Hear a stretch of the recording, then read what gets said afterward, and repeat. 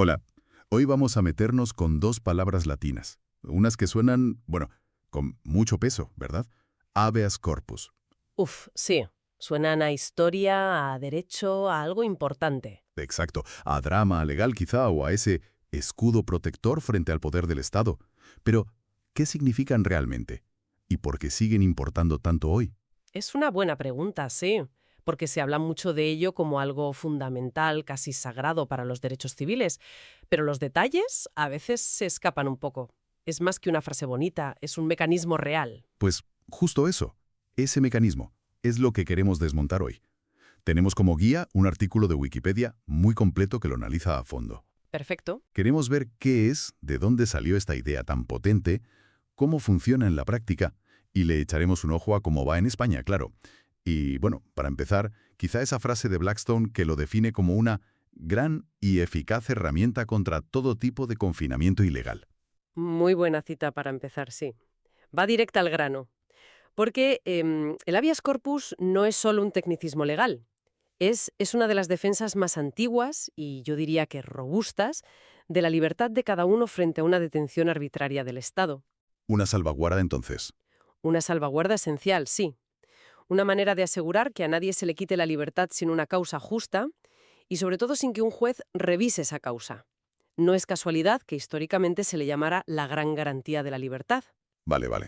Entonces, si tuviéramos que explicarlo así en plan sencillo, ¿qué es en esencia el habeas corpus? Pues mira, es un procedimiento judicial. Imagina que detienen a alguien. Ajá. Pues esa persona o alguien que actúe en su nombre puede ir a un juez y decir: oiga, creemos que esta detención es ilegal. El habeas corpus es la herramienta legal que obliga a la autoridad que tiene a esa persona, la policía, la cárcel, quien sea, a llevarla físicamente ante el juez. Ah, claro, de ahí lo de traer el cuerpo. La propia palabra nos lo dice, ¿no? Del latín habeas, que es subjuntivo de habere, tener o traer, y corpus, que es cuerpo. Literalmente, que tengas el cuerpo o trae el cuerpo. Exacto. Es curioso el detalle que leí, que si fueran varias personas detenidas, se diría habeas corpora. Sí, así es. Y el objetivo de traer el cuerpo es que el juez mire si la detención es legal. Ojo, no si la persona es culpable o inocente de algo. Ah, importante diferencia. Muy importante. Solo mira si el acto mismo de detenerla y tenerla encerrada se ajusta a la ley. Es un control sobre el poder ejecutivo, sobre sus agentes. Entendido. Ahora, la historia. Siempre se asocia con Inglaterra, con la Carta Magna de 1215, pero la fuente que manejamos dice que las raíces son incluso más antiguas. Menciona la Assize of Clarendon de 1166. Efectivamente, a ver, la cláusula 39 de la Carta Magna es famosísima, ¿no? Ningún hombre libre será detenido o encarcelado sino por el juicio legítimo de sus pares o por la ley del país. Es un hito, sin duda, en cómo se pensaban las garantías procesales. Claro. Pero la idea de necesitar una base legal para detener a alguien, eso ya estaba cociéndose antes. De hecho, la cláusula 38 de la misma Carta Magna ya hablaba de necesitar testigos fiables y pruebas. El habeas corpus, como, digamos, el procedimiento formal, tardó un poquito más en definirse del todo. La fuente dice que el primer uso registrado de la fórmula completa habeas corpus ad subjicidium, que es la que se usa para impugnar la detención, es de 1305. Ajá. Y me llamó la atención la justificación que daba Blackstone. El rey tiene derecho en todo momento a saber por qué se restringe la libertad de cualquiera de sus súbditos. Pone el foco en la supervisión real, ¿no? Totalmente. Originalmente era una prerrogativa del rey, ejercida a través de sus tribunales. Era una forma que tenía la corona, o bueno, el sistema judicial en su nombre, de controlar a otras autoridades, señores feudales, tribunales inferiores, para asegurarse de que nadie se pasara de listo deteniendo a gente sin motivo. Un control sobre el control casi. Y un punto clave del common law inglés es que la carga de probar que la detención era legal recaía en quien detenía. No era el detenido quien tenía que probar que era inocente o que la detención era ilegal. Eso es un cambio de perspectiva fundamental, ¿eh? Desde luego. Y todo este desarrollo, bueno, culmina de alguna manera con la Habeas Corpus Act de 1679, que el contexto político era movidito. Sí, ¿verdad? Carlos II contra el Parlamento. Muy tenso. Los parlamentarios Whigs temían que el rey los arrestara y vieron en reforzar este mecanismo una forma de protegerse ellos mismos. Ujú. Por eso se le llamó el Parlamento del Habeas Corpus. Claro. Pero ojo, que ya había pasos antes. Una ley de 1640 ya había dicho que la simple orden del rey o de su consejo privado no era respuesta suficiente si alguien presentaba un habeas corpus.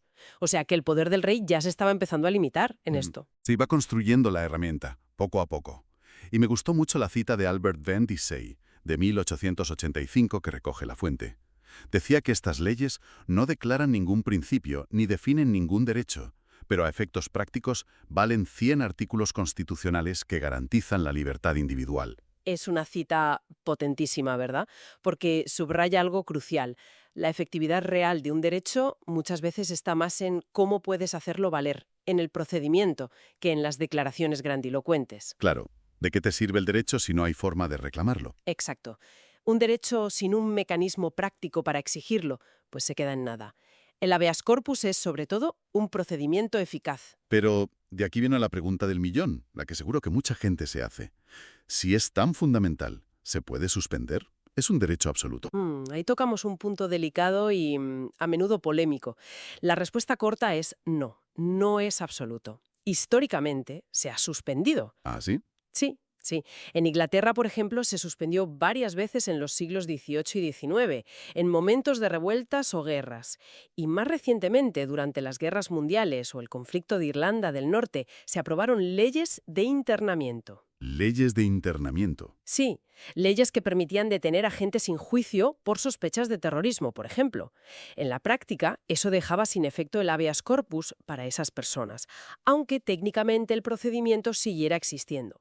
Si una ley del Parlamento autorizaba la detención bajo X condiciones, el juez poco podía hacer. Entiendo. O sea, la ley marco podía, en situaciones excepcionales, vaciar de contenido la garantía. Ya se ve ahí la tensión, ¿no?, entre proteger al individuo y la seguridad del Estado. Exactamente. Y esa tensión sigue muy presente hoy en día. En el Reino Unido actual, por ejemplo, tienen la Human Rights Act de 1998.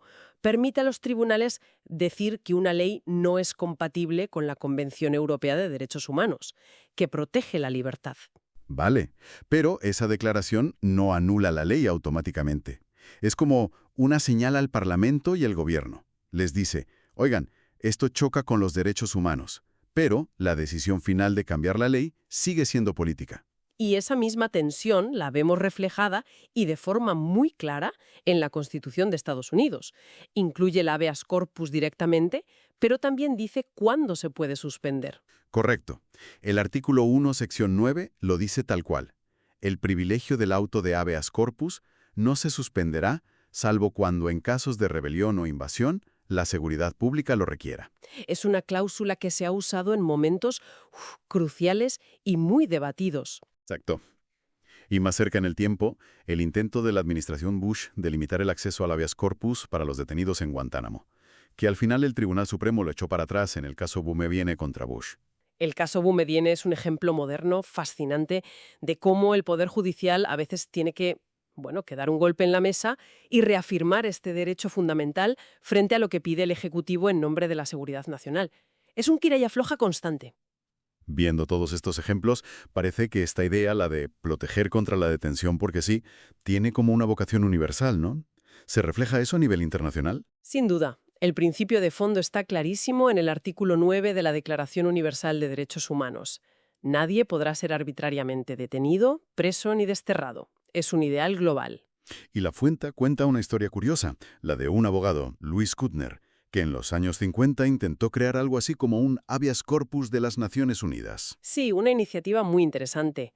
Kuttner representaba a un periodista americano, William Otis, que estaba preso en Checoslovaquia, y presentó una petición a la ONU diciendo que la ONU tenía un poder inherente para proteger los derechos humanos. Y funcionó. Bueno, la ONU como tal no actuó de forma decisiva. Otis fue liberado por otras vías, pero la idea de Kuttner de un tribunal internacional de habeas corpus refleja esa aspiración de llevar la garantía a un plano global. Aunque no exista ese tribunal, la idea sigue ahí. Y en Europa sí tenemos algo más concreto, ¿no? La Convención Europea de Derechos Humanos. Exacto. Su artículo 5, apartado 4, exige que toda persona privada de libertad tenga derecho a ir a un tribunal para que éste decida rápidamente si su detención es legal y ordene su libertad si no lo es. Es, en esencia, el principio del habeas corpus metido en un tratado internacional que obliga a los países del Consejo de Europa. Muy bien. Pues vamos a aterrizar ya en España. ¿Cómo está aquí esta garantía fundamental? La Constitución del 78 es muy clara, ¿verdad? Clarísima. El artículo 17.4 dice: la ley regulará un procedimiento de habeas corpus para producir la inmediata puesta a disposición judicial de toda persona detenida ilegalmente. Lo eleva a rango constitucional sin ninguna duda. Y esa ley existe. Es la Ley Orgánica 6.1984. ¿Cómo funciona en la práctica? Según lo que hemos visto, ¿quién puede pedirlo y por qué motivos? Pueden pedirlo muchas personas. El propio detenido, claro, su cónyuge o pareja, sus hijos, padres, hermanos. Si es menor o está incapacitado, sus representantes legales. Pero también puede iniciarlo el fiscal, el defensor del pueblo e incluso el propio juez competente si tiene noticia de una detención ilegal. Es bastante amplio. O sea que hay muchas vías para activarlo. ¿Y las razones para decir que una detención es ilegal? Pues la ley mencionaba varias. La principal, que te detengan sin base legal o que lo haga alguien que no tiene autoridad para detenerte. Lógico. También si te tienen encerrado ilegalmente en cualquier sitio, no solo una comisaría o cárcel. O si pasa el plazo máximo que marca la ley para estar detenido sin pasar a disposición judicial. O, muy importante, si durante la detención no se respetan tus derechos constitucionales o los que te da la ley como detenido. Que te informen de tus derechos, tener un abogado. Incluso por malos tratos o condiciones inhumanas, no. Exacto. También podría caber por ahí. Y una vez que se pide, el proceso es rápido, ¿cierto? El juez tiene que actuar en 24 horas. Sí, es un procedimiento muy rápido, sumario y urgente. El juez mira la solicitud, puede pedir información a quien te tiene detenido y, si lo ve razonable, ordena que te lleven ante él inmediatamente. Escucha a todas las partes y decide ahí mismo. O la detención es legal o te pone en libertad, o si se había pasado el plazo, ordena que te lleven al juzgado que corresponda. Es un control judicial muy directo y muy rápido. Ahora, lo que me parece realmente alucinante y que la fuente destaca mucho es que España no solo importó esta idea, sino que tenía sus propios mecanismos históricos muy potentes, incluso más antiguos que el habeas corpus indies. Aquí es donde la historia se pone fascinante, sí. Y rompe un poco con esa visión de que todo viene de Inglaterra. La fuente menciona dos ejemplos españoles brutales. Primero, la manifestación de personas en la Corona de Aragón. La manifestación de personas. ¿Qué era eso? Pues existía una figura única, el Justicia de Aragón. No era un juez normal, era como el garante de los fueros, de las leyes y libertades aragonesas. Tenía poder para enfrentarse incluso al rey. ¡Ostras! Si a alguien lo detenían o procesaban y tenía miedo por su seguridad o de que el juicio no fuera justo, podía pedir ser manifestado al Justicia. El Justicia exigía que le entregaran al detenido y esa persona quedaba bajo su protección personal, a salvo de torturas, que estaban prohibidas en Aragón desde 1325, fíjate, y de presiones, hasta que hubiera una sentencia firme según las leyes aragonesas. Pero eso es increíble. ¿Y desde cuándo existía? Pues estaba codificado ya en 1325, pero se practicaba desde el siglo XI, muchísimo antes que la Habeas Corpus Act inglesa de 1679. Madre mía. ¿Y el otro ejemplo español? El Fuero Nuevo de Vizcaya, de 1526, establecía algo básico. En Vizcaya no se podía arrestar ni encarcelar a nadie sin haberle citado primero ante el árbol de Guernica y haberle dado la oportunidad de defenderse. Vaya.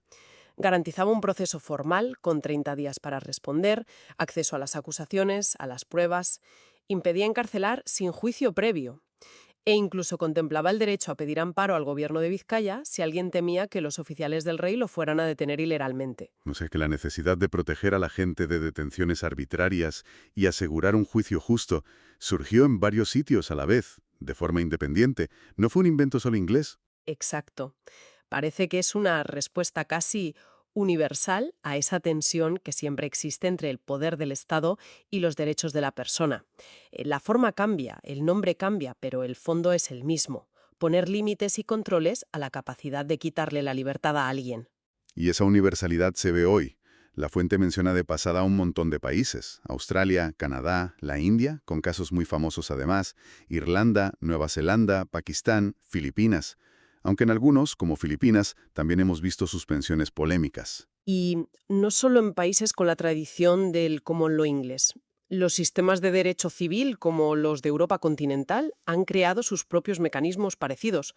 Francia lo tiene en su Declaración de Derechos del Hombre y en la Constitución. Alemania, en su ley fundamental, exige que un juez revise toda detención. Italia tiene plazos muy estrictos de validación judicial, 48 horas, y un tribunal de la libertad para revisar si te mantienen en prisión preventiva. Incluso leí que Polonia tuvo algo parecido muy pronto, en 1430. El neminem captivavirum nisi victum, algo así como a nadie encarcelaremos sin condena judicial. Bueno, al menos para la nobleza al principio. O el interdictum de homine libero exhibendo del derecho romano holandés en Sudáfrica. Los nombres cambian, los detalles del proceso varían, pero la idea central, la de un control judicial sobre la privación de libertad, es un pilar en casi todos los sistemas jurídicos que quieren proteger los derechos fundamentales. Entonces, si intentamos sacar la esencia de todo esto que hemos hablado, ¿con qué nos quedamos? Pues yo diría que nos quedamos con que el habeas corpus, o como se llame en cada sitio, es mucho más que una frase en latín. Es una herramienta vital, forjada durante siglos, para que cualquiera pueda plantarse ante un juez y decir, oiga, revise si mi detención es legal. Hemos visto sus raíces profundas y complejas en Inglaterra, sí, pero también hemos descubierto esos precedentes nuestros, en Aragón y Vizcaya, que son muy significativos y muy tempranos. Exacto. Y hemos visto que esta idea resuena en todo el mundo, está en declaraciones universales, en tratados, en constituciones. Pero a la vez hemos visto que es frágil. No es un derecho absoluto. La historia está llena de ejemplos de cómo se ha suspendido en nombre de la seguridad o del orden público. Es, al final, la garantía de que el poder de detener no es ilimitado, que está sujeto a revisión por un juez. Y eso nos lleva a una reflexión final, quizá, algo para darle vueltas después de que termine esto. A ver, La historia del habeas corpus es, en gran medida, la historia de su pulso con el poder del Estado, sobre todo en tiempos de crisis. Guerras, rebeliones, terrorismo, a menudo han sido la excusa para suspenderlo o limitarlo. sí, es verdad. Hoy, en un mundo que sigue debatiendo constantemente dónde poner la línea entre la seguridad de todos y las libertades de cada uno, ¿cómo manejamos esa tensión?